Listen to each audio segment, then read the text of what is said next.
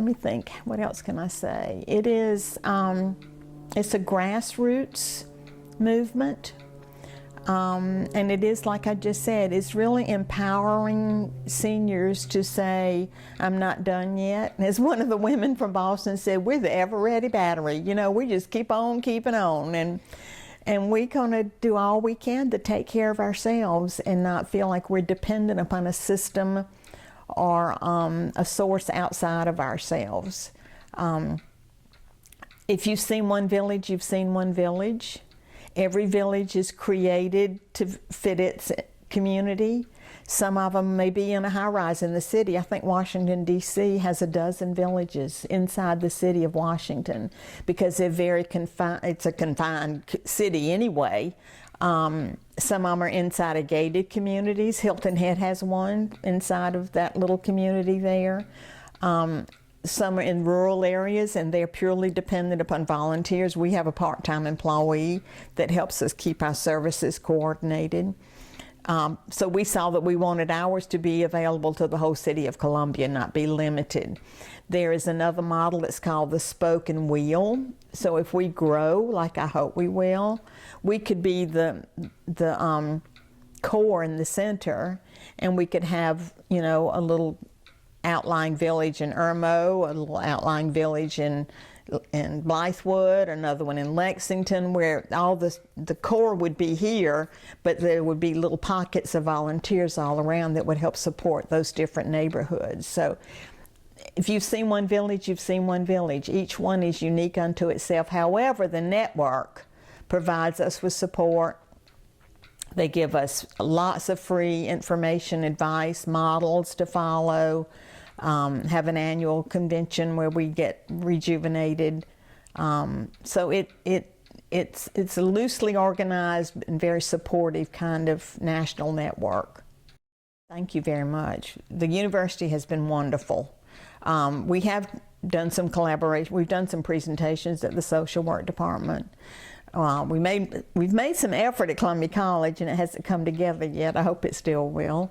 The law school, as I said, helped us get ourselves established initially. The Arnold School of Public Health has been a piece of us. The churches in the community in the area have been collaborating with us. We have not drawn up official partnerships with any other places yet. That's in our long-term goals. We're still trying to get ourselves established, but we do hope to have some partnerships, maybe with the Lurie Center. We've done some presentations there. The Senior Center, you're familiar with them.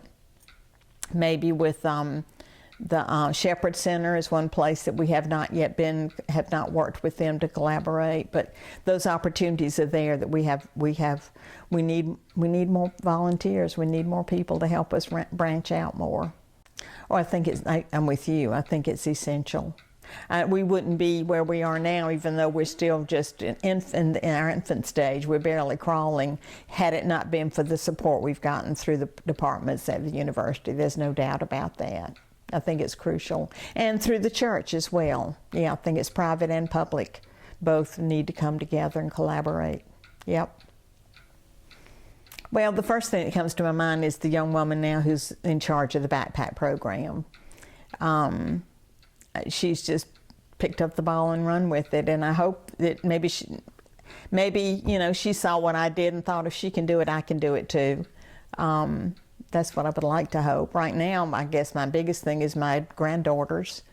I'd like for them to, see what a woman can do alone as they age, and you don't necessarily have to have a husband. You don't necessarily have to be decrepit when you're old.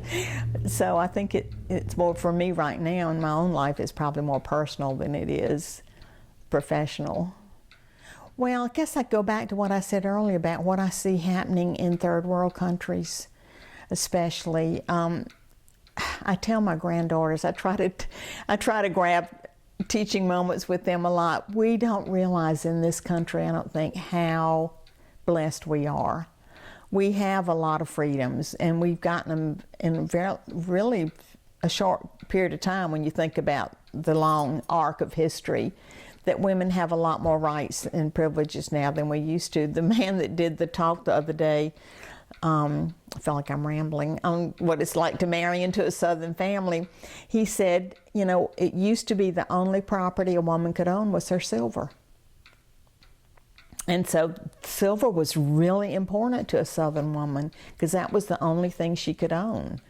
I have a friend who's a little older than I am who went to the bank to open a checking account, and they wouldn't let her open one without her husband's approval, and she could only open it as Mrs. So-and-so, not her first name. And she's in her 80s now. I mean, think about how much has changed in her lifetime in terms of women's having power and position. And I think it's easy to take it for granted. We can't ever take it for granted, and we have to claim it. We really just have to claim it and live into it and make the most of it and be advocates for ourselves. Well, I've been thinking about most of, as you said, Tamika's the only woman on the council. As of right now, yes. Yes, that's true. It was not true a short time ago. I think women need to be seen as leaders, and we need to understand that a woman can be just as strong a leader as a man can be. We have a male mayor, and I have no qualms with that, but wouldn't it be wonderful if we could have a female mayor? I just think it's really important to show that women can take the same roles that men do in any position in terms of government or business or wherever, that women need to be not be hesitant to step up and take those roles. I wish that more women would be willing to step up and take more leadership roles, but you know, I admire the women that do, and I appreciate what they do. Gosh, I mean, I had no idea. I'm just happy to talk about the friendship mainly. I'm flattered and humbled and honored. I don't feel like I deserve any kind of recognition. I've just done a little tiny thing here. I hope it'll make a difference in some people's lives, but wow. That people's lives are richer because they have the friendship now. You know, that I was able to stay in my home because the friendship was here. Otherwise, I don't know where I'd be living or who I'd be dependent upon. I really, right now, that's my focus, is making sure that we do have a few men that are single that live alone in our one man has visual problems, so he travels a lot, so we take him to the airport. But to be able to provide that opportunity for women to have that choice, to be able to make that choice, that they don't have to move and be dependent. They can stay in their homes and be independent. I'd like to think that legacy would be here after I'm gone in Columbia. We have a very big event coming up, our first quote fundraiser.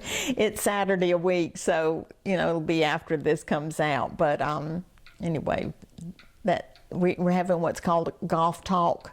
One of our board members, her husband is an internationally known golf expert. And so the whole thing is how to make money behind the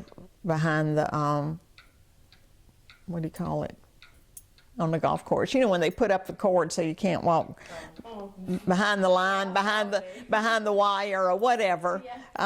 And we're not getting a big. People are supporting it, saying, "Oh, I'll buy some tickets," or "I'll be a sponsor," but they don't say they're gonna come to listen to him talk. And we'd like for it to be bigger than it is. So that's our project right now. If it makes you feel better, there's a whole ton of posters over the College of Social Work about it. I heard that we had some posters up at the university, so that's great. I would love to have some. Apparently, he is really entertaining. That it's going. I mean, I'm not a golfer, so I just think it'll be fun to go and be part of it. Yeah. I don't think of myself as a success. That's not a word that resonates with me. I don't know. I guess, like I said, I just would like to hope that I make some difference in somebody's life. That, to me, that's the definition of success, that the world is a little better because I lived here.